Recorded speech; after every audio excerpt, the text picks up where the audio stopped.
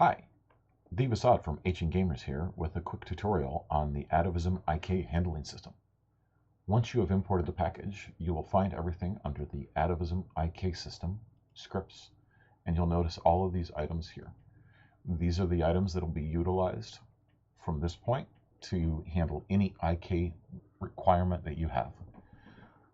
To show this, we're going to go into the modular customization system that is also in the channel. And we're going to go into the resources, and we're going to take a look at the Challenger prefab. We're going to scroll down, and we're going to take a look at the IK system that is on here. At the very top, we see the toggles that just indicate whether or not the system is enabled or not. This is automatically filled out during runtime, so don't check mark these. The targets that are here are the text values that are associated with the actual hand and feet values within the target character, and so we can see the actual value of that character here, and that is what it utilize to move the proper object into the location. You do not have to fill out the left hand, left foot, or right foot transforms. However, if you do, there won't be an expensive call during runtime. Otherwise, this will just occur during runtime. Do not add a mob look at this point unless you specifically want that mob to always look at a particular object. Otherwise, it will look at that object and that transform. Mob idle state is specifically for that. During an idle state, this will toggle. All of the other idle hands will occur during the actual process. These are the targets that will be targeted for the IK system, and this is the weight that's associated with the individual left, right hand and feet. That's pretty much it as far as the IK system is concerned on the character. The only other thing that we need to do is make sure that when we go to the animator, we click on this and we make sure that the IK pass is selected on all the layers. Otherwise, the system won't work and it won't activate. If we scroll in and we click on idle here, we want idle to not actually be anything.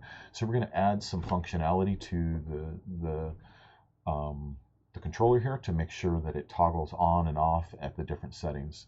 So idle, we're not going to have anything, and we're just going to make sure that as we enter the state, we're going to disable any functionality that we have here. And we're not going to say that this is a mob idle state, because what we really want is we want nothing to happen on here. If we're going to go into combat, this is where we're going to add our item for a toggle state for idle. And we'll do this on enter and exit. And we want to make sure to disable the toggle and enable the toggle based on the enter and exit value. And then the same thing that we want to do that over here on the sword. So like the great sword attack, you can see I already have one here on enter. And if we're going to say on exit, we want to disable this. This way we're entering the state, we're toggling the IK state on, and then we're exiting out of that state.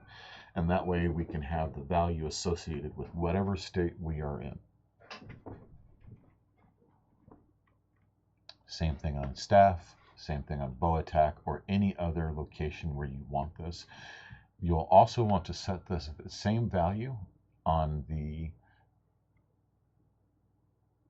dragon that comes with it if you're going to use the mount system. So you'll go here, open this, and choose this mount point, and make sure that IK passes it here. You don't have to do anything else on this other than that.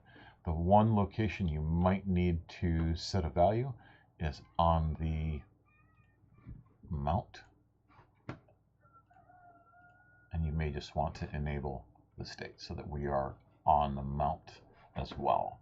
This way it enables the mount functionality, IK, so that your hands and everything are located there. So we'll go ahead and open up a character item, and we'll go here, and we'll go to a weapon, and we'll open up a axe. And we'll see here, this is the item that we're using. Hey, look, we don't have that one. So let's actually use the items that are in the game.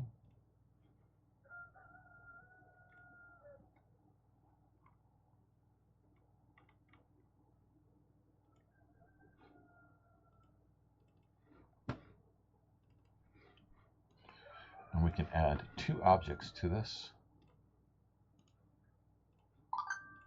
This will be the left hand. This will be the right hand. And we're going to want to add a IK target and the type of hand it is.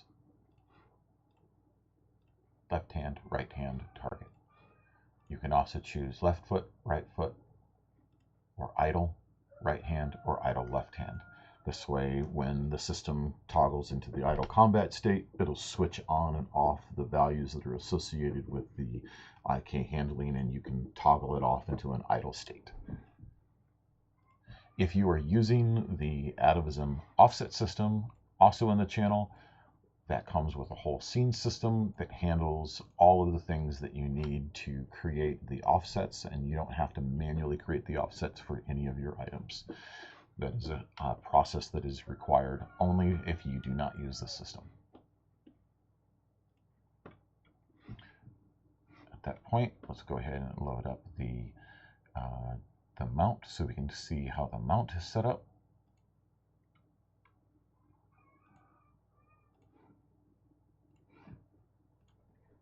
We'll see that on the mount point, which is where the character actually is going to ride, we've created a new object, and underneath that we've created a right hand object, and that right hand object actually resides on the spot where the reins are.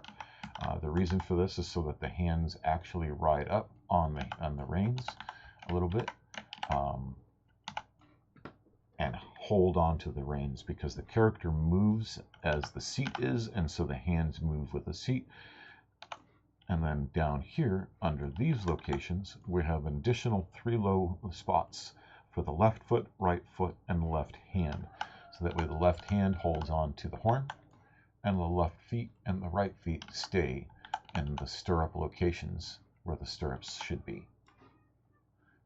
And then on the dragon, in the mount script, we have a location where we've dragged this left hand, left foot, right foot, and whether or not we want to look at transform right here. That look at transform goes to the spot on the IK script, and that way you can specify whether you want the look at to be the stirrup, so that the character looks at the left stirrup, right stirrup as the character gets on or off if you animate that.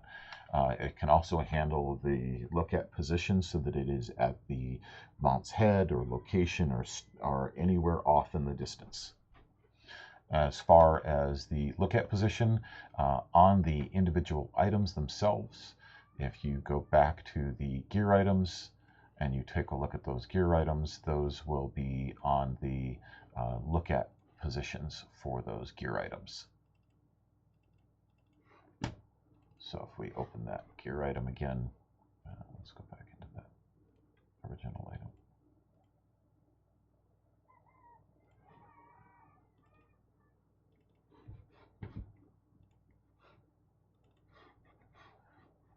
And we want to add a new object, and we don't need to add anything here, but we can come right over here and drag this to here and enable look at, and then that character will look at that point once it's enabled. And then once everything is set up properly, as expected, you should be able to log into the game.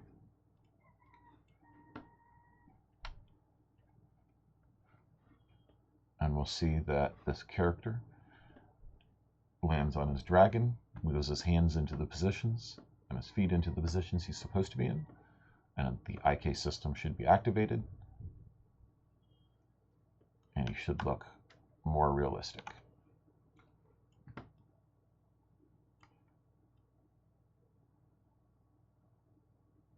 And you can see that his feet are stationary, his hips are moving, his knees are moving, his hands are moving up and down, his chest is moving there, but his right hand or left hand here is stationary. His right hand's the one moving up and down with the reins. And that was a quick tutorial on using the Atavism IK system. If you have any questions, feel free to reach out to me in the channel, and I'll try to answer them as best as I can. Thank you, and have a great day.